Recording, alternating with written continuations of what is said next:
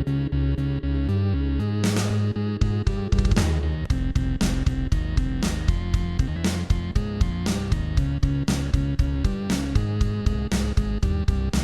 that time again. It's We Were Gamers, episode 21. Welcome to you, JJ Guy. Welcome to you, Andrew, my co-host in crime. Co-host in crime. Speaking of crime, I heard that Batman game is not so good. Man, we're just jumping right into it. Yeah. So I played, which game is this? Batman Arkham Knight, the most recent Batman game that was released like last year or 2 years. I don't know, but your rave review, a one-liner I wanted to start with because it was so good. Okay. What was your rave review of the game? I kind of didn't like it. And you hadn't uninstalled it yet. Yeah, I hadn't uninstalled it yet. We'll dial it back. This is in a series of games, sort of the Batman Arkham series, I guess.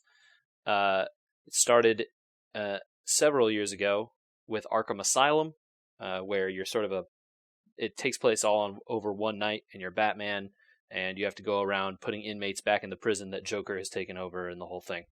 Kind of, a very Batman-y type story. Something like that could have happened in the comic books. I think I own 3 of these, and I haven't played them yet. You should play at least those first 2. They're both pretty good. The second one, Arkham City, follows kind of a similar idea. I don't know that it all takes place over one night, but it's still a pretty short time frame, if not. And the whole city of Gotham has been turned into some kind of supermax penitentiary, and all the real people have been evacuated because reasons. And then Batman has to go do Batman stuff and put all the bad guys in jail with kind of a big open world to explore instead of just one little prison. Nice. Although the prison is not little, it is quite big. But so those 2 games are pretty cool. You can fly in that second one with like your cape, you spread it out and do like kind of dive bombing stuff. Really fun. And so the third thing they added in this newest game to the series is that you get a Batmobile, like the car in your big city, and you get to drive that around. Which seems like a really good idea, and which sounds like it would be a lot of fun, except that it's not, and the car sucks, and controlling it sucks.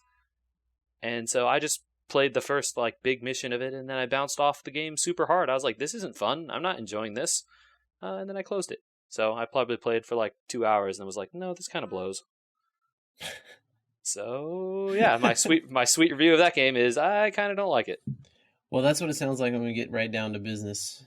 That's probably a little jarring. It felt a little jarring to me. Of what? Just getting right into the just topics. Jumping in. Woo! Yeah, like being all business all the time. Yeah. Oh well. How you been, JJ? I'm doing all right, Andrew. It's been a interesting week. Not bad necessarily, just kind of a lot of ups and downs. I know that you and I are both on a roller coaster of emotion. We're playing each other in fantasy football. Mm-hmm. But I think I've promised a few people now that we would move fantasy football to the end. Okay. Because they have no interest. Well, if people want to hear about our sweet beef with that game, when you get to the end of the podcast, I'm sure there'll be some good hot takes. JJ and I are up against each other in the one league we're in together, and I'm sure there will be some digs. Undoubtedly. So, if you're into that sort of thing, stick around. That's right. But in the meantime, there definitely were some things that got stuck today, Andrew. I thought that was a really good transition. Yes. Yes, I am. I have a feeling you were referring to me. Unfortunately. Yeah, I stabbed myself in the foot. Let's tell the people how it happened. I was using a pair of kitchen shears, and luckily it was in the nap time that my daughter was asleep, and I was hurriedly trying to take care of multiple things, and the shears went out of my hand, bounced off a wall, and daggered into my foot. Ouch. Yes. You make it sound like not that big a deal, but it sounds like it hurt a lot. The bruising is worse than the cut. Okay. I mean, they're heavy metal shears, right? So it's not like they were light to begin with. So you're still a big object. Yeah. So Most of the damage, I think, is from the heaviness of the blades that impacted my foot, and then it didn't go like straight. Like people are picturing like straight down. When I Yes, keep telling him I stabbed myself in the foot, it's more like a glancing into the foot. I see. So it kind of tried to slice off a toe or something there, but it didn't quite get through because it's I not like mean, it was snapping. it got me in the meat, but they were Gotcha. closed, so Okay. Okay. still sharp, still hurts. Can't put my shoe on. Ouch. It's all good. Well, we're hoping for a speedy recovery, man. That sounds like it hurts. It's all good. I can walk. Luckily, okay. You can still walk. You can still drive, hopefully. Yeah, no worries. Good deal, good deal. Ne'er the twain shall meet again. I'll be more careful with scissors in the future, Mom. All right, yeah. Well, at least you weren't running, so they can't say that, Yeah, exactly. You still didn't get the A plus for scissor handling, in preschool, but the C. Only Still, cut a little bit. yeah, we still passed. It's fine. Yeah. I'll take it. D for done. You know what else starts with C? What? Connect. Oh? Yes. Have you heard of GOG Connect? Oh! Yes, I heard about this program a while ago. So they're doing it again, and I did not hear about it last time. This is insane to me. How does this work, JJ? So the way I understand the program is that GOG is a website that sells video games. They have a client too, similar to how Steam does, although I don't think it's as widely used. GOG's things that they sell, or GOG, is that they sell DRM-free games so that you can buy games that don't have any form of copy protection on them for people who like that sort of thing. The GOG Connect is a service they offer that it only runs sometimes. It's unclear to me when exactly it is that it runs. Seems to be during a sale. Or what titles it is that are offered. But they have a list of titles in this service, and you submit to them your Steam account, and it pulls from your public Steam account data the games that you already own on Steam and gives them to you for free on GOG, which seems kind of amazing. So DRM free for some people that are kind of like, I don't even understand what that means. JJ said copy protection. When you buy a game on Steam, Steam controls and owns that game. If you have it installed on your computer, they could theoretically, through the Steam client, then remove it. Sure, yeah. In theory. Yeah. It doesn't seem like they ever would do that, but no. They technically have the ability. Or the publisher could come into Steam and say, there's something super illegal about this game that we released, oops, and delete it off everyone's hard drives or something. And in theory, they would have the ability to stop it from working on anyone's computer. Or hidden in an indie game is some huge, copyright infringement thing, and then they pull the game or whatever. Or the license to the game runs out, you can no longer buy it, and so then the game is gone from Steam effectively. The people who own it still have it, but there's no way for people to purchase it again. And then you can never back up your copyright because they won't let you get this game that's not out there anymore. Right. So let's say you buy a DRM free game. Yeah, you still have a GOG, which stands for Good Old Games. No, it doesn't. Not anymore. Not anymore. They got rid of that. Yep. They didn't want people to think it's only for old games because they sell new games also. So used to stand for something when they used to stand for something, JJ. Right. And now they sort of just stand for GOG. And give you free games. I don't like what this country's coming to. Yeah. Socialism. I don't understand how they do it. I assume there's some kind of deal that they're cutting with the people who make these various games, because it's not everything that is on Steam, and it's not everything that's on GOG, because GOG has like a huge library of games the same way Steam does. I do happen to own some things that on Steam that I know GOG sells that aren't available as part of this thing. So I don't know how they decide who gets what and where. And it only goes one way. It goes from Steam to GOG, not the other direction. Correct. So it's got to be some sort of deal with GOG. Anyway, so to finish my thought on the other thing, if you buy a game through GOG, you could effectively download it and then they have no control over what you do with it at that Right. point. So you could put it on some super secret hard drive for yourself. Keep it runs there. independent of any programming of theirs. Right. It You could just delete works. GOG from your computer and then go over to that game and still be able to run it when you're not on the internet for, I don't know, whatever reasons you have to want to do that. Correct. Yep. I haven't checked to see what I have that counts, but I was just curious, like, I don't know how they could possibly make this work. Like, how do they just not lose tons of money? I guess maybe the games aren't huge games, but... So I think a lot of the cases, these games are games that have been bundled and discounted very heavily in the past. So people that own them probably got them for not full retail price. And these are games that have been out for quite a while, I think, in most cases. So they're, the deals that are being done on the back end probably don't involve giant sums of money, right? They're not paying full retail for every copy that gets distributed or whatever. Or maybe these people are just saying, hey, these people already have it and you can authenticate the fact that that purchase existed somewhere else. If you just want to give them DRM free versions, we don't care. I have no idea how they decide these sorts of things. Or maybe GOG just has 10 million keys for these games and no one is buying them, so they're just going to give them to people so that people will use their service. I imagine it's to drive traffic to their service, right? You got Undoubtedly, because they currently have a sale on right now. Ah, very intelligent. Yes. Yeah, I do some own good some games too. I do own some games from them. Yeah. So I am a price conscious consumer. I will buy things where they are cheapest. And if that happens to be there, then hey. But it's a cool service, and I'm glad to see them continuing with it. I know they had done it a big thing when they first unveiled it way back. I don't know, it was several months ago maybe, or last year sometime, and then it kind of just disappeared for a while. Well, PSA, people, go check it out if you play PC games and want other copies of games you already own. I mean, if nothing else, you can get DRM-free copies of games you already own. Why not? It's literally costs you nothing. You just get stuff for free. Yeah, and you can also check out their sale too, I guess. Not Sure. that I'm plugging them. We don't get anything from doing that. Just unless they want to give us something for it. Advertisers, email us at podcast@weavergamers.com. Oh, speaking of digital stores, did you see the post about Steam's overhaul? They're listening to you, JJ. Are they? Yeah, No man. one listens to me.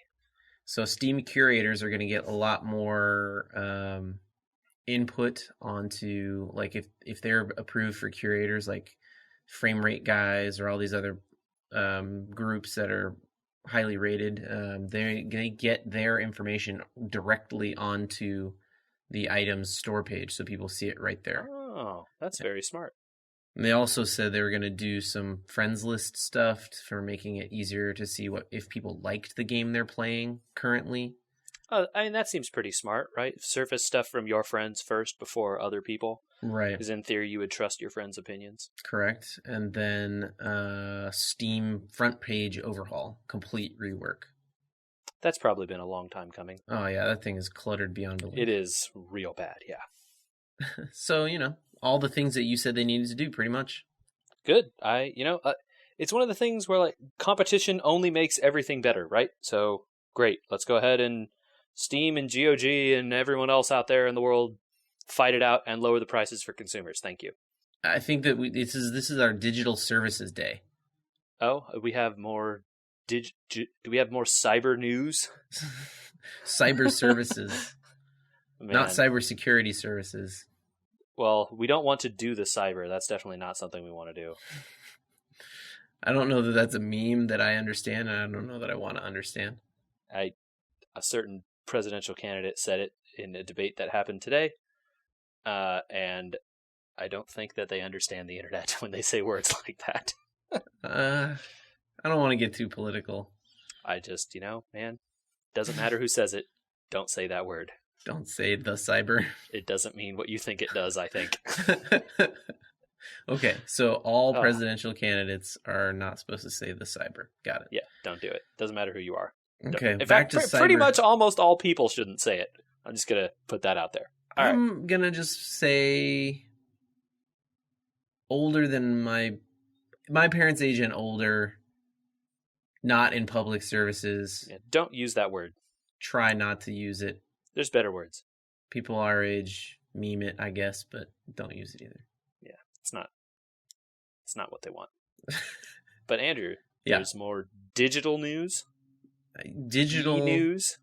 Digital e-news about digital things. Hit me. Are you ready to be sad? Oh no. Nostalgic? Depression.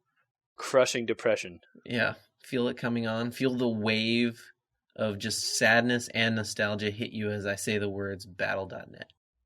What a good name. That's such a good name for a website and or a thing. Say goodbye to it.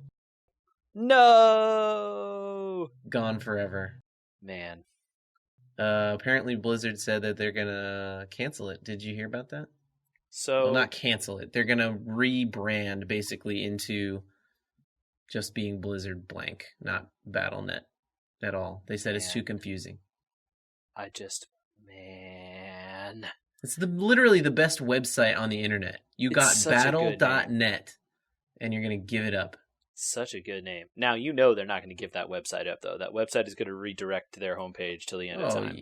Yeah, but you're giving up people's access to the website and the service and everything else that we so came to love. Yeah, it's really sad. You know, they have sort of crafted their Blizzard launcher thing around that name. So you would launch all your Blizzard games from this Battle.net launcher, right? And you have your Hearthstone and your World of Warcraft and your StarCraft and your Overwatches and your other games that they make. But that's really not the iteration of Battle.net that matters. Definitely not. It's not why we love the name, that's for sure. That client could have been called Blizzard Launcher, and it wouldn't have mattered. And it probably will be called Blizzard Launcher in the very short future. Correct. Battle.net, though, was kind of... So, Blizzard is a gaming company that's been around a long time, for people that don't know.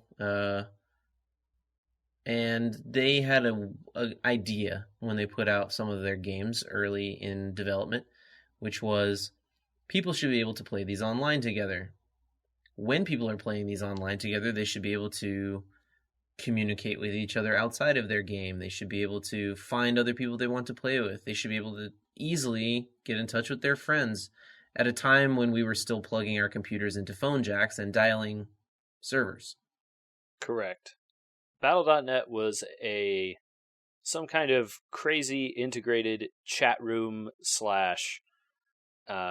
launcher for games / lobby for the Blizzard games back in the day, you know, when you had to worry about what IRQ your modem was on and a whole bunch of stuff that no one cares about anymore. And instead of having to call your friend, well, you kind of still had to call your friend and be like, hey, I know you only have one internet line, get online, I'm going to play. But right. But let's say later on when people started having two phone lines or other internet, etc., you didn't have to, call a friend, or you didn't have to post on a forum what time you were going to be on and doing whatever, a separate forum. You could go into these things, and they had clans, and they had all sorts of social interaction, social. I mean, they were the equivalent of stuffing what was like an IRC chat into like a really bad web page from before web pages existed, and then gave you direct access to the game you were going to play, as well as it was the back end. Battle.net was also the back end for launching multiplayer versions of those games. You could customize what you wanted to play, how you wanted to play, and even enabled people to start launching custom games, right? Like, they had the editors and stuff, but you could post, like in StarCraft, you could tell people what you wanted to play, 2v2s and no rushes and all sorts of fun things that you could design on your own just within the games without starting playing Element TD or all these other modifications of games as well. And, even later in the Warcraft 3 days of the Frozen Throne, when you would connect to the online play and there would just be a list of games that are out there, all those games were populated by Battle.net, and you would be in this chat room with, tons and tons of other people also connected and looking at those same games. And you could be like, hey, what are the cool games out there? I want to know what's fun. And people would recommend you the fun games to play if you wanted to learn how to play Dota back when Dota was version 1.11, or if you wanted to play some crazy new TD or something. All kinds of, social spaces even within a game. And looking back on it, maybe this is a little bit rose-colored, but with the age of Reddit and Twitter and 4chan and all these other things, Battle.net was pretty tame and pretty open to nice conversation most of the time. Yeah, I don't know how much, community policing happened on there. I'm sure there was its share of bad actors, but I don't recall ever having, bad interactions on that service. Yeah, and it was funny, because your parents told you, like, oh, you're playing with other people that you don't know. Okay, well, don't tell them anything, Yeah. Don't tell them where you live, or, don't offer to meet them in a van down by the river. It was like, they're probably also 10, 12-year-olds as well, just playing games. Yeah, hard to know, of course. People can be who they want to be on the internet. But yeah, it was, in general, you could know that the people that were on Battle.net were there because they wanted to play whichever game you were there to play. Yeah. Or at least at some level they were. So. Yeah. What's your favorite Battle.net enabled memory? It's definitely got to be a lot of those times when I was just starting college, before World of Warcraft had come out. There were a lot of days where people would just be, all right, we're done with classes today. Let's all jump on Battle.net and see if we can play a bunch of, whichever TD or other crazy game that someone had hosted. And, beat up on the online people. It's pretty fun. I think a lot of good stuff from Warcraft 3 in general. It was a great game. Yeah. Yeah, Warcraft 3 enabled a ton of... I mean, it enabled Dota, which was, now its own massive thing. And it enabled League of Legends. It enabled, all the MOBAs, basically. Yep, all the tower there defense games. Some level. Yeah. Yeah, people forget that tower defense as a genre literally started as a modification to the Warcraft 3 engine to create this kind of other thing, which is now its own massive, massive thing in mobile games and even, full-size PC and console games. I mean, more than that, they probably enabled most top-down PC 3D gaming, like people could mod however they wanted to. So they enabled MOBAs to occur. They created tower defenses. They, RPG games started to spring up in that thing. It was crazy. Yeah, there was, and there were RPG elements in Warcraft 3 itself already, but they took that stuff to a whole nother level, telling completely different stories using the same models and characters, or in some cases modifying them to create their own, doing all kinds of crazy stuff. That was a really, really interesting, powerful engine that was not difficult to use, that let people just sort of get into the scene and kind of make their own stuff. In a lot of the same ways that people would make, conversions for Doom or Quake maps back in the day. This was easy enough and powerful enough for a 3D engine to bring people into that. Nice. Well, I think that my most vivid memory of just the Battle.net service would be like launching StarCraft games. Always sifting through the huge list of games that were constantly refreshing. So many for like 2v2 no rush, 20 minute like no Zerg, Terran only. All the like stuff you had to type into the title because that's what you wanted to play with other people, and almost all people respected that too, which is funny. Yeah, it was surprising how often you would join one of those games and someone wouldn't just immediately ruin it by doing the opposite of what it said, right? Yeah. Like how more often than not people actually did what the titles of the game said. It was crazy. Pretty surprising. 100% I feel like surprising. that would never work these days. No, it would just be people trolling, right? I would literally, if you put in 1v1 Terran only no rush 20 minute, which would mean to translate for people in StarCraft, it's a strategy game, and you slowly build a base. And we should go over StarCraft at some point. StarCraft's a pretty cool game, Andrew. Yeah, we should do a StarCraft day, but essentially strategy game, you build up a base and you build units and then you go fight the other team. Right. So this was saying like only one race, only taking 20 minutes to build your base and then attacking, not attacking right away. You know? And of course, one of the most effective and powerful strategies in StarCraft is to begin attacking right away.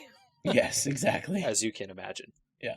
So it's amazing to me, just like the freshness of that concept wasn't ruined immediately. Mm-hmm. It would be now. Yeah, and undoubtedly, as soon as you tried that these days, immediately a player from a different race you wanted would join and would begin attacking you the second the game started. The Diablo 2 stuff was always really cool also. And there was a lot of crazy stuff in that with people hacking the characters and all kinds of crazy stuff. And, the duels and stuff, which were a thing, and how crazily bad the internet was back then. So if you had a better modem, you could just run circles around the people lagging. And man, yeah, Diablo 2 was pretty cool. For the age of the internet that it was, where everything was connected through 56K, it's highly improbable that idea could have been successful, and it was. Yeah. It's very surprising how, that kind of the legacy of that name, how well, at least in my opinion, it's sort of worked for them over the years. It just kind of evokes that feeling of, hey, you're joining this community of people that are all here to play these games, all made by this company, and do these sorts of things. Taking the name away, obviously, doesn't change the fact that the people are there for these kinds of things. It just sort of puts a new, I guess less old school stamp on it. Kind of a bummer. It's definitely a homogenized, kind of like a corporate move in a weird way. It definitely takes away the small company feel of well, we've always been BattleNet. Get over that it's not Blizzard. That's BattleNet. This is Blizzard. This is your BattleNet account, and BattleNet is all the game related stuff from Blizzard. Yeah, it was never hard. In our adult opinions, it was never hard to figure out who owned which and where all the things went. But I can understand some corporate branding person probably doesn't like the idea that it's not just called your Blizzard account and get that name out there, as if Blizzard was some kind of small company that needed name recognition. I'm pretty sure all the people knew who BattleNet was owned by. But, hey, end of an era. I see two arguments for this whole thing, and one of them is BattleNet is so little used now, you only see it when you log in on the website or you click the account button. Yeah, it's true. They don't really... It's really just kind of, hey, create your WoW account, create your Hearthstone account, and then it just happens to be a BattleNet account also. They just don't put that name up front. It's interesting. And I wonder, sitting in that meeting with two guys that have been there forever and the new marketing person being like, I think we should kill this off. It doesn't make any sense that it's here. And that person probably never understanding what it was or what it meant or why it even existed, because they're probably 22 years old. Yeah, and then the person who's been there forever shouting them down, and then that person finally retires. And now this. Dun dun dun. It's interesting timing. Chris Metzen retires and then BattleNet dies. He was the last one holding it up. He was the only one with the cords holding those servers on, He walked out the door, they're like, ha! Unplugged him. No, I doubt that's how it worked, but very sad, very sad. It's a name that has a lot of cool memories. I know for you and for me also. So, end of an era. Yeah, nostalgia train. That's true. Want to keep the nostalgia train chugging? Yeah. N64 is 20 years old today. Whoa, that's pretty old. Yeah. Yeah, I did not have an N64 growing up, so I was only able to play it at friends' houses and things. It was awesome. I know, based on the people on the internet who seem to still love it. The game selection on it was insane, now that I think about it, in terms of how many good games came out on that system. Yeah. Basically any Zelda game, GoldenEye, Mario, tons of the Mario games were perfect, Mm-hmm. Ports for tons of stuff that were great on there, too. Turok. I think some of those games, maybe you have some rose-tinted glasses, Andrew. You should see that Steam release of Turok and how it looks. Not so good. I mean, none of them look great. Yeah, that's true. You're right. None You of got those to games are remember good. that they were supposed to be played on tube TVs that were square and probably no bigger than 15 inches. It's true. The days of the CRT made a difference moving to HD or higher definition anyway. P's versus I's in those screen resolutions. Well, Uh, size. yeah, that's true. I don't know what the intended output of a Nintendo 64 is, but I know PS2s and original Xboxes were looking, 360, 480p's most days. So Well, I mean, at best, right? yeah, At best, the best SD definition is 640 by 480. right. Your HD TV is 1920 by 1080 minimum now, Most likely. Yep. Uh, so that's more than double. So you're essentially upscaling something more than double what it was intended to be every time you put it on an HD TV. Yep. Yeah. And the switch to HD obviously caused a lot of changes in the video game industry, and you can see it, sort of in how Nintendo has been ever since their move for the Wii, which was not really a high definition console, even though it could output HD values. It was more geared towards the 480, 720 era, and now that we've sort of moved into this kind of 1080 slash maybe people doing the 4K thing. I don't know. I'm not really, but probably people out there are. They're going to push it just like everything else. I've read research that I would love to go back to now that 4K is still getting pushed so hard. That some guys were saying that depending on how close you sit and how big the screen is and how big the monitor, or how big the monitor, etc., your eyes may not actually be able to tell the difference between 1080 and 4K, which is basically double.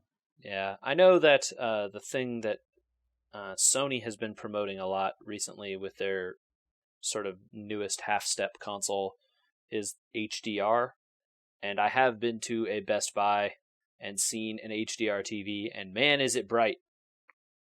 That's what I can tell you about those. Just Bright like, is not the answer. whoa. Bright is not always the answer, especially if you're watching dimly lit rooms. But the range is so wide. It's very difficult to explain. The blacks are just like black, and the highs are just the highest highs and the lowest lows. Andrew, I don't know how to explain it. You're talking about increased dynamic range, which is not brightness. No, the colors are. I swear to you, it's brightness. I don't know how to explain it. You need to go see one of these in a store to understand. And it also helps that all the TVs I think I've seen that support HDR are also 4K. So it's hard to make that kind of look, man, I'm not interested in spending thousands of dollars on a 4K HDR TV, but they sure do look real pretty in the store when you look at them. I wonder if that's a grass is greener thing. You'd have to take it home and set it up right next to your other one and set it to the same settings. Totally. And they run content on those things that are meant to show off the range of the colors and how bright they can be and how different they look. And the technology is cool and interesting, but like nothing supports it, right? If you run your standard TV signal on a 4K TV, it's just going to look like the same as it did on your other TV, but blown up bigger. 4K is about again, twice as big as your 1080p set. Yeah, I mean, it's almost literally twice as big, right? They make it sound 4 times as big, but it's not. It's not. It's the other way, right? So that'd be like saying 2K versus 4K. Right. And it's it's just that it's that next step. Obviously, I don't think we're there in terms of price on TVs and stuff yet for the average person to be interested in buying one. But, those TV prices will come down over the next year or two or whatever. And maybe people will be interested someday. But, like I said, it's not here. There are definitely almost, at least in terms of games, nothing supporting it. And I don't know that there's any TV in 4K either. It's not like the NFL is broadcasting in 4K. So I don't have any urgent need to upgrade. And I think it'll be that way for a few years yet. Sort of how the HD TV stuff was in the beginning, right? Where, some channels would be HD and some wouldn't. And then, they all sort of eventually move along. Yeah, I just would really love to see somebody take on the research between a 1080 and a quote-unquote 4K TV and see what your eye can actually see. I want to know if it's all hype or not. You know, like, I understand why 3D was a sellable item, right? It's something most people don't want or need, but it's a Mm-hmm. sellable item. It does something different, right? Right. But there's a point on the size TVs and monitors that we look at and how closely we look at them in different situations Mm-hmm. that resolution may not matter. On a larger screen, obviously like IMAX, if you could double an IMAX resolution, you'd be in heaven. Right. But yeah, at home, I'm not convinced 100% yet. But again, maybe that's in 5 years when they're available and cheap, buying one the same size as the one we have, setting them down next to each other and deciding whether it's worth it or not. Yeah, and a lot of that stuff too, the technology behind creating content for 4K isn't all the way there yet. Obviously, if you want to stream 4K video, I'm sure it's out there somewhere via Netflix or whatever, but I'm sure you're not getting the same quality as you would be from watching, a 4K Blu-ray or whatever. And that kind of stuff is always it's really hard for like the average person to be like very discerning technically about this stuff, because all the people involved are just throwing the biggest marketing numbers they can at you, and it's they're intentionally obfuscating the even comparison, right? They don't want you to look apples to apples between these Right. things. Which was my point earlier when I said it's only double, it's not 4 times, right? So your Right. standard HTV TV is 2000 by 1000 roughly. 1920 by 4K, 1080, right? right. 4K is 4000 by 2000 Yep. roughly. Yep. That's double. Yeah. And it's the reason that it's 4K, right? Well, you're looking across the top layer. It's like 1920, and people call it 1080, right? Well, they call this one 4K because 4K sounds cooler. It's. I definitely think in some situations, absolutely, it's going to look better. The TVs looked really good that I saw in that store. I guess that's all I can say. I don't know how they would compare sitting right next to my TV at home. But, since I wasn't interested in buying them anyway, I guess it doesn't really matter. Did you happen to look at the back of them? No, I did not. I'm wondering if they're starting to drop composite input. I don't know. I'd be curious to see if we could plug in be... a Nintendo 64 to them. I can't imagine it would be that hard to include some composite inputs, maybe only one. And the picture will look like garbage when you magnify it 77 times or whatever. But the technology seems like it would be really easy, since the 4K TV is going to have some kind of technology in there to deal with smaller sized screens to upscale to make them fit. Usually that's done with other stuff, but yeah, they're probably going to have to put it in the TVs. Yeah, I can only imagine. I mean, most TVs, your 1080p TV can display 720 content just fine, and it will still take the whole width of your screen, right? As long as the aspect ratio is the same. Usually that's done by whatever hardware is sending the picture. Yes. But I can't imagine that a lot of hardware is going to be capable of pushing a 4K. Right, which is why I agree with you that the 4K TVs will probably upscale on their own. Yeah. So, I don't know. Maybe that's what is taking a while to get the cost. But Andrew, to bring it back to the gaming side a little bit, the fact that people are going to start moving towards producing content in 4K helps out people like you and me who play games on the PC, whereas we have been sort of held back a bit by what the console generation was capable of doing. A move a little bit towards 4K means more bigger and better textures that PCs are probably already capable of handling. Yeah, I think with the newest generation of cards that are coming out from AMD and Nvidia and all those guys, it's pretty clear that 4K is doable easily on a gaming PC. Yeah, I don't know if you're going to get the maximum 60 frames per second on every single thing at 4K, but you could do it, which is definitely not something that can be set. Who knows if you'll even have a 4K monitor? Yeah, I don't. I definitely don't. I have no interest in buying that either. But you'll get the benefit of rendering something at 4K and then downsampling it to your 1080 to make it look extra beautiful. I have a monitor that runs at 144 hertz. Yeah. I cannot imagine how expensive that would be to get 4K. Yeah, I wonder if that stuff is really, really tough to do technically. I mean, I imagine all technology is tough technically, but is running at those higher refresh rates really tough for a TV that's pumping out that many pixels? I don't know. I want to go back for a second. All technology is tough technically? Yeah, dude. Technology is underappreciated. It's pretty hard. Andrew, hold on. If we stopped everything right now and the world burned down to basically nothing, could you get to a computer? Like, could you make from nothing a computer? No, you have no chance, right? Yeah, sure. You need a factory. Okay. Yeah. Well, all those are gone. Do you know how to make a factory? Do you know how to mine those minerals that you need to create semiconductors, to create all the, this technology is a miracle, and it's amazing that any of it works. It's funny because the more complicated items that we're getting, the simpler and smaller they are, right?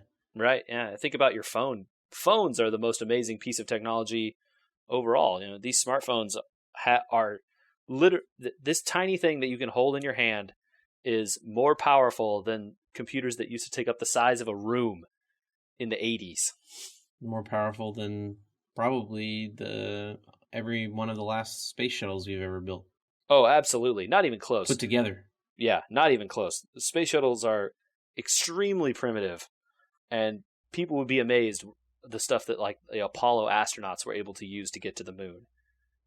Like no touch screen. There was slide rules, pencils, no touch screens.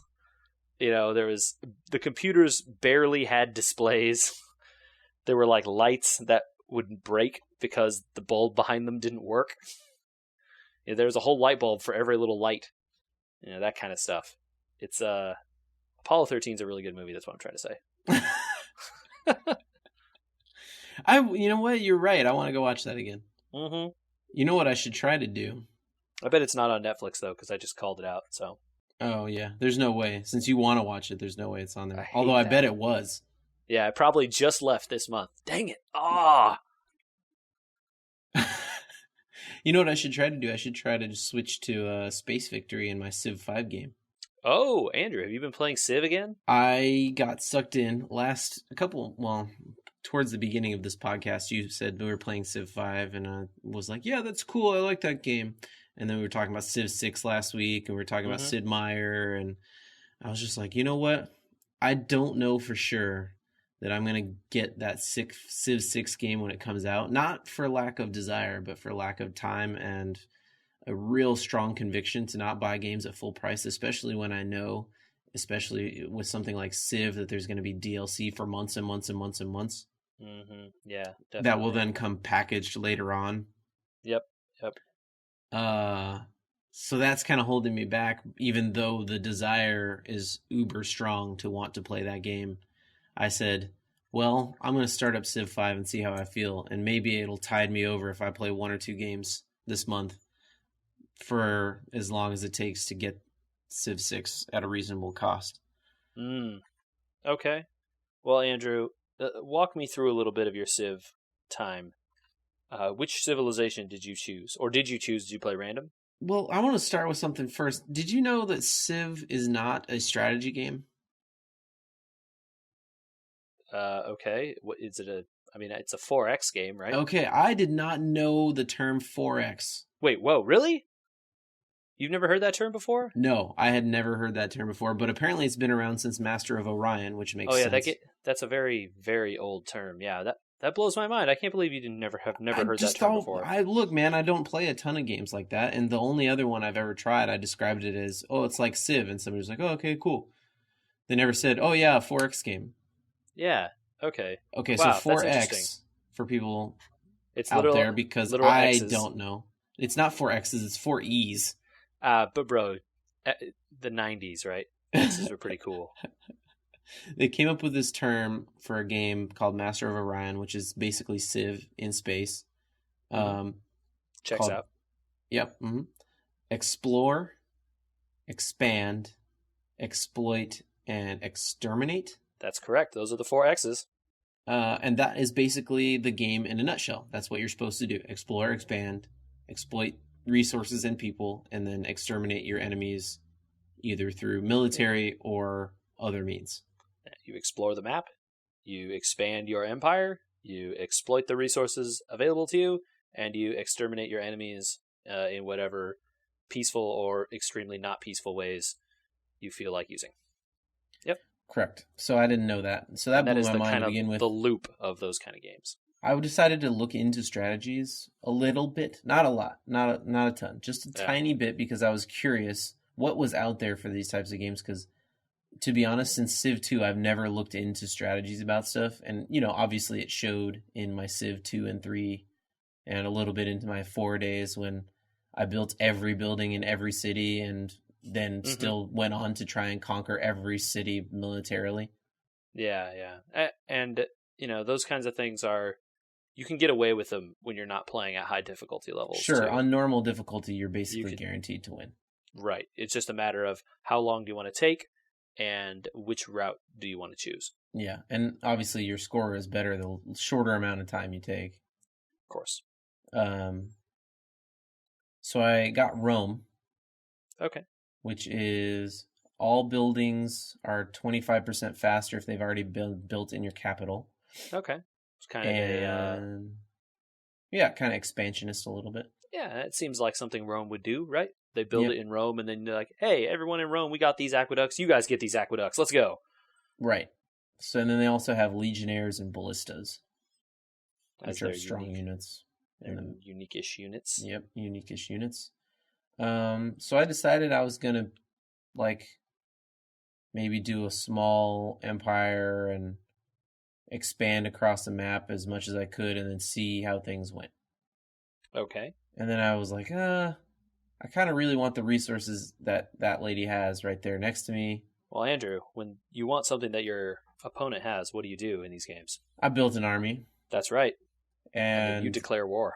Yeah, I didn't declare war. She declared war on me. Oh, nice. Saved you the penalties. And because I parked my military right next to her. The old bullying tactic. And then I've been basically at war every turn since then with somebody on the map. Yeah, well, Rome did do a lot of battles, so that makes sense. I did not remember that domination victory was just steal the other capitals. That's tough. Yeah. You definitely have to protect your capital. I thought it was wipe out a certain amount of the civs on the planet. You do get points for wiping the civs out, but yeah, it's tough to wipe out everyone completely because it's so easy to just build a settler and then run it off to a corner and settle a tiny little island nation that you'll never find. Yeah. So I've exterminated 4 other races, and now I'm just starting to try and grab capitals from people because there's way too much of the map to try and get done before somebody else comes up with another victory. Yeah. Yeah, it's tough. Did you bump the difficulty up, or are you just playing on normal? I was playing on normal to try and get the feel back on Civ, Yeah, and definitely jumping back into the hard difficulties is rough. Oh, yeah. I was not prepared. And I still, this military thing I built probably was not the best way to do it, I would not have won on a harder difficulty probably with what I've done on the map. Yeah, it was surprising to me when I cared more about Civ and strategy and Civ games how much the computer cheats for the higher difficulties. They didn't make the AI better, play better at higher levels. They just gave it larger starting bonuses over you. That was kind of sad to find out. I wonder if that'll be the same in Civ 6 or if people will I hope not. Sure seems like not the way to do it, right? Yeah. I don't know. Obviously, AI is a hard problem, and you want the game to still be fun and also fair because it's really easy to make an AI that's impossible to beat, right? Because it just knows everything that you do before you do it, or as you do it because you're on the computer. So I don't know how they do that, but man, it sure would be nice if there was a little bit less cheating. Especially on some of the higher difficulties in that game. Because it gets really unfair, where the computer will just start with units and you have nothing. You're like, well, better hope they don't find me in the first few turns, because then I'm just dead. Yeah. Well, it's amazing to me. I did not remember. I remember now, but I did not remember when I thought I would start up a quick game of Civ to talk about on this podcast. That it was going to take me like 500 turns. What setting did you play on? Normal. Was it like 3 or 4 or marathon? Not marathon, obviously. No, not marathon. Just like standard or whatever. Mm-hmm. Okay. Yeah, I mean, those games can drag. You can go well into the future if you want. Yeah. Yeah, you can. Man, it's long. Considering that you start from the Stone Age essentially. Yeah. You can build up all the way through the future. I just remember now, how many late nights it is, and yes, one more turn and all that sort of stuff. But it's so true. Man, you get sucked in, and it is long. But anyway, still makes me excited for Civ 6. I know. I've been pretty excited. I've heard some of the stuff that they have done. It sounds like they are being a little more friendly to highly expansionist empires in the newest Civ. Because currently, anytime I take anything over, my entire empire goes negative in happiness, and it takes me 25 turns to fix it. Right. So the the way unhappiness and happiness is calculated throughout your empire in Civ 5 is a big hindrance to people who want to expand very quickly. It sounds like they're scaling back a lot of those penalties and stuff in Civ 6. I don't know if happiness is a thing they're keeping around or not, but it sounded to me like people on the internet who had played some demos and stuff of it said that it was a lot easier to make a bunch of little towns really quickly and not immediately be plunged into chaos because of it. Well, for 200 turns, basically, all my cities have been building is money buildings and happiness buildings for basically most of the game.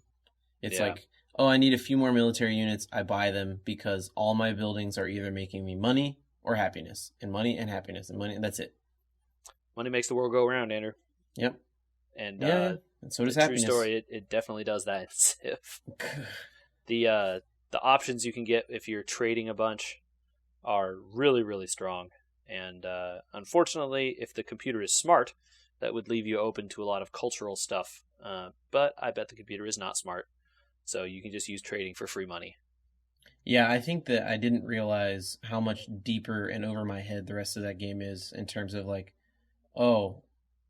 if I were playing on a harder difficulty, I probably shouldn't be trading with these 3 towns because they have religion pressure. Yep. Yeah. You can get your religion kicked out of your own cities, and then people are unhappy because the official religion of your empire is not the one that all of them follow, and cause riots and all kinds of crazy stuff if you let it go too long. Or like in the game that just happened to me, one of my cities revolted and joined another empire because they have really good tourism. And you were just they were just sad because you had too many other cities and you weren't paying attention to them. Yeah, I had just completely wiped out another civ and taken over 3 other cities at once, and everything was completely in the red all the time. There were barbarians everywhere. Yeah. And one of my cities left. And it was like, okay. The Glad strategy, I'm not on hard. Yeah, definitely. The strategy for when you do stuff like that is if you're taking over a town of your enemies and you don't care about it, burn it to the ground. That does not cause unhappiness because they're not your people that are dying. So, that's a way to sort of combat that a little bit. Or you can create puppets of them, and that creates less unhappiness. But it still is a little bit harder to control. Yeah, I feel like given that the damage is already done and you're only gaining a few more unhappiness, it's better to be able to control their buildings. Yeah. Sometimes you just can't afford to be completely unhappy all the time. Well, my people dealt with it, and because we're now living in a police state, so... Hey, do what you gotta do, man. Rome seems like a place that would be all about the police state if they were in the modern times. So I get extra 3 happiness per courthouse. Hey, man, you're gonna build a lot of those with conquered cities. Yeah, courthouses can only be built in conquered cities. So. And they are there to administer the law to those people that you just conquered. I want to rename my my Emperor Dread. Oh, that'd be so cool. You can do that, right? Can't you rename your leader's name? I think you can. I gotta be able to. I don't think you can change their picture or whatever, but you know what I miss from Civ 2? They need to add it back. Okay. was like in Civ 5 you have We Love the King Day, Mm-hmm. and you just get a little icon that says we like you, you're doing a good job. But I think in Civ 2 or 3, I think it was 2, you had like a throne room, and every time somebody liked you they gave you something. Like little gifts and stuff? Yeah, so like you started off and your throne was like this little stone chair, and your first gift was like a bearskin rug. Mm-hmm. And then through the ages, people kept adding stuff to your throne room, and you'd be like, "Here's a new chair," and it's like made out of solid gold, or, you know, Sweet. Nice. like where did that go? I felt so cool when people were giving me gifts for my throne room, and now it's just like, I think "Yay, you gave us spices." I think when they moved to the model of having leaders for the civs and not being some kind of like avatar for you, that didn't make a lot of sense anymore. Maybe. Because having Gandhi sit on a throne seems kind of weird, right? I mean, we've already been over in this podcast of what Gandhi's all about in Civ, so Nukes. That's what it is. He's all about nukes. I'm so happy he wasn't in my game. He's the worst. He really is. So frustrating to play against. Well, you did some Divinity I've been seeing on Steam. Yeah, I played Divinity Original Sin, the Enhanced Edition. I have no idea what that game is. Divinity Original Sin is a Kickstarter that I backed a long time ago. Originally, it's made by a company that it has made many other kinds of games, all in, I guess they call them the Divinity series. They are broadly role-playing games. This one in particular is turn-based combat, which is pretty cool, I think. And your characters have, ability points, and you spend them on various actions, such as shooting your bows, or casting spells, or moving around the battlefield to defeat various enemies. And then, when you're not doing that, you walk around the map and talk to people and go on quests in a fantasy-type setting. It's a great game. The reason it is the Enhanced Edition is at some point after the release of the Kickstarter and the initial game, they did some updates that they, came out that people were kind of like, I don't know. This game seems kind of bad in like the back half of the game. And like the front half was really good, but the back half feels so boring. And people were just kind of meh on the whole thing. And they wanted to eventually bring the game to consoles with controller support and stuff. So they released a free update to everyone who already owned it. On Steam anyway. I don't know if they also did on the other platforms that it was sold on. That's pretty cool. And yeah, they just added this other copy of this game called the Enhanced Edition. So I could go back and play the Classic Edition if I wanted. And they redid like the entire back half of the game. A lot of the quests and stuff were rebalanced. A lot of the monsters and the combats were changed to be a little more fair or more interesting in some cases where it was too easy. They redid some of the skills and a lot of the balance stuff in the combat to make it more fun. And I've been having a blast playing through it. It doesn't take itself seriously in a lot of cases, which is kind of fun. You have nice. So it's kind of like one of those talk to you and tell silly jokes and stuff like that. Right. It's one of those RPGs that kind of knows what it's all about and kind of gives you the... It definitely has a story, and the story is serious, and the world is ending and that kind of stuff. But also, like you have a pocket plane that you can travel to where there's just a dude who is selling you stuff. And he's like, man, don't worry where I got this. It's cool. And like this imp runs up to you and tells you bad knock-knock jokes. It's that kind of game where it has a lot of really dumb jokes. There's a guy who can turn into a cat. Nice. The spoiler is he was originally a cat, and now he turns into a guy.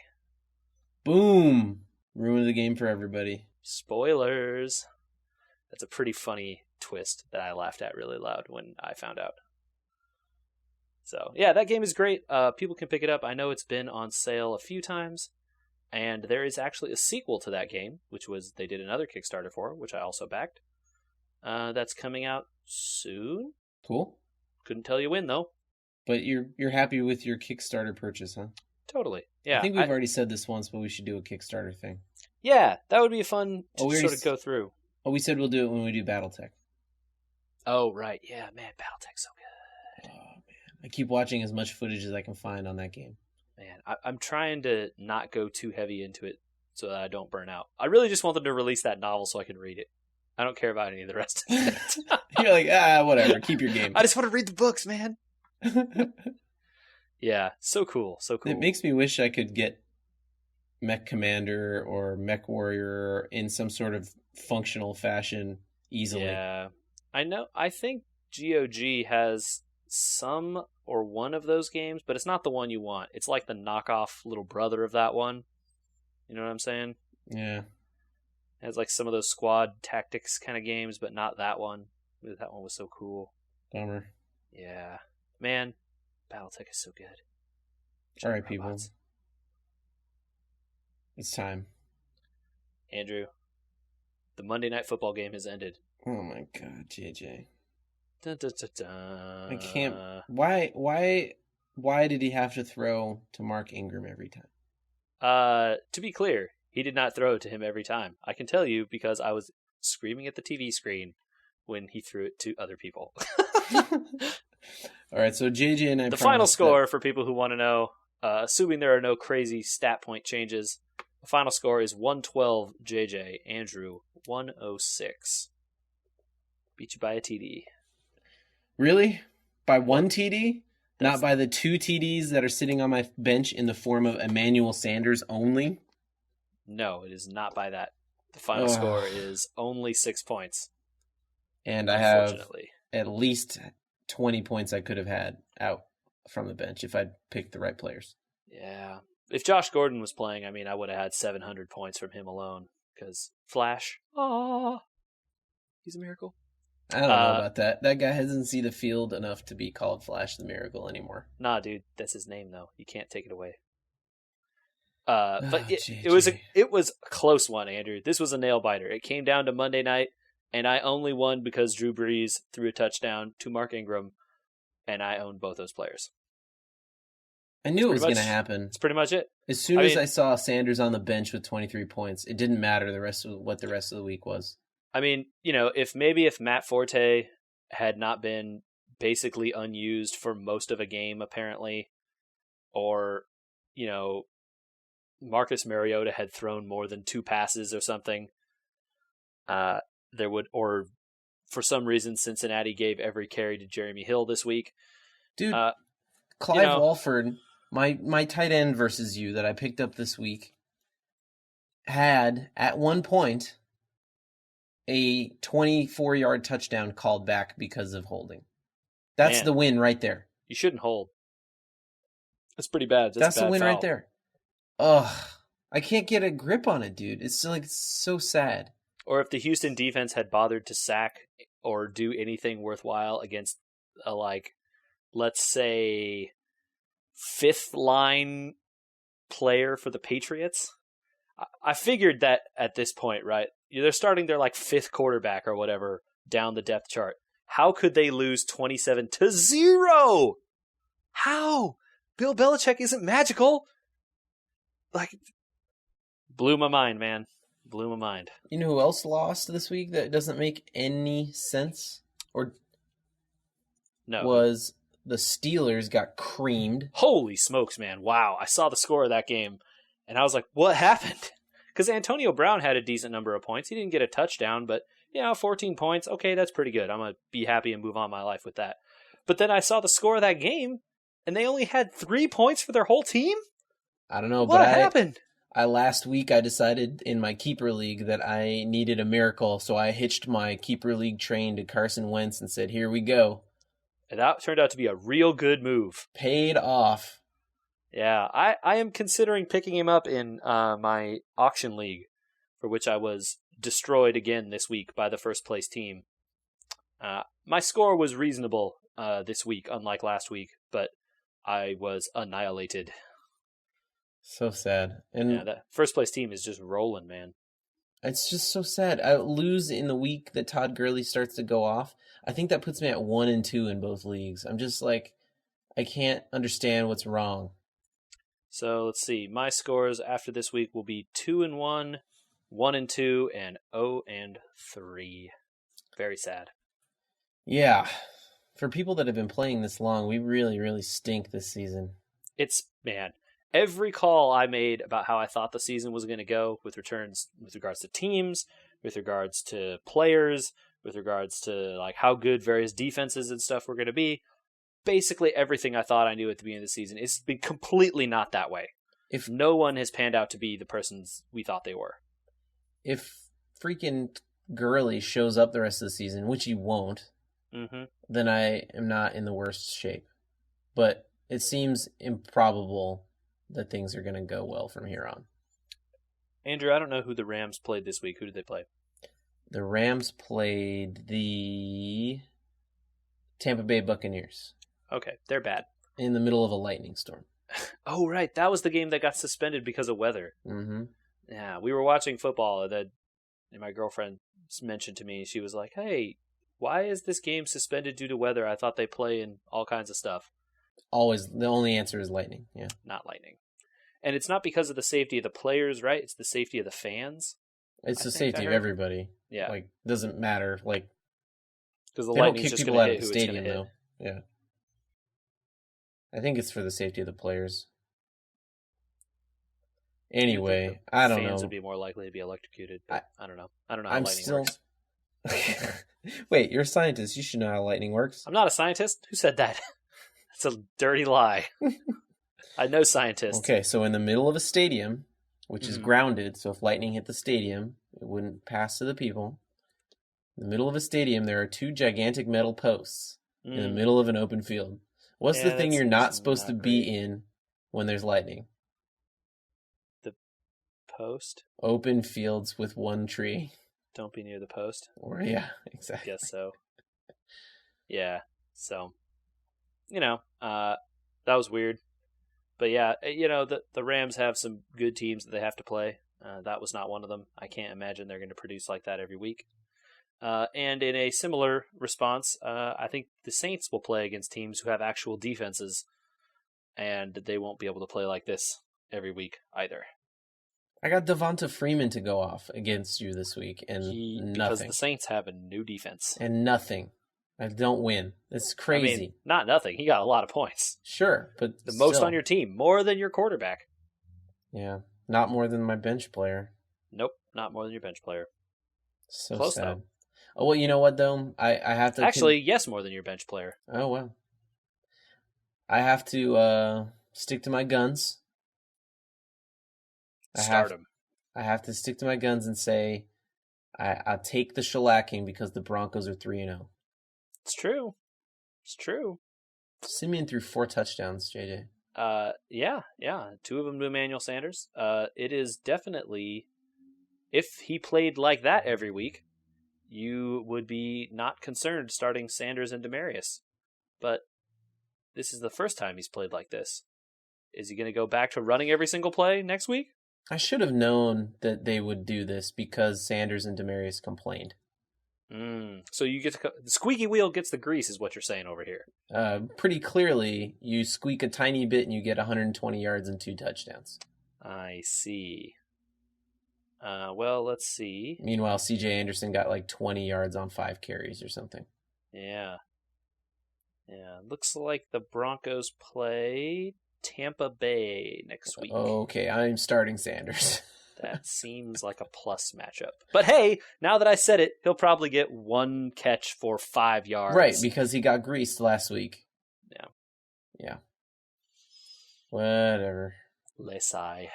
Go Chargers, I guess. Suck. You're right.